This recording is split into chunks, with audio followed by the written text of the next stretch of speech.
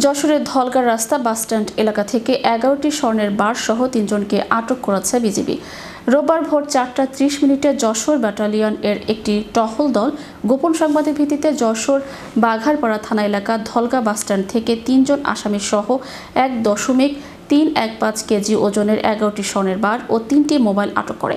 আটককৃত হলেন আতা এলাহি জীবন, ব্রাহ্মণবাড়িয়া জেলার চরচারকলা গ্রামের মৃত জিলু মিয়ার ছেলে, আবুল কালাম আজাদ গাজীপুর জেলার পূর্ব বাগবাড়ি গ্রামের আহমদ আলীর ছেলে, শ্রী রামপ্রসাদ মণ্ডল বগুড়া জেলার শেরপুর রানীরহাট গ্রামের সুচিত্র লাল মণ্ডলের ছেলে।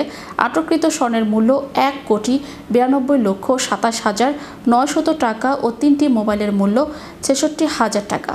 আটককৃত আসামিদের বিরুদ্ধে মামলা দায়ের করে বাঘারপাড়া থানায় হস্তান্তরের কার্যক্রম চলমান রয়েছে। এ ব্যাপারে যশোর ব্যাটালিয়নের অধিনায়ক lieutenant colonel Saifullah Siddiqui SPP PSC জানান, দীর্ঘদিন যাবৎ অস্ত্র, স্বর্ণ, রূপা, মাদক, ডলার, রুপি, হুন্ডি ও চোরাচালানি মালামাল আটকের নিমিত্তে সীমান্ত এলাকায় বিজিবির বিশেষ পরিকল্পনা অনুযায়ী গোয়েন্দা তৎপরতা ও আভিযানিক কার্যক্রম অব্যাহত রয়েছে।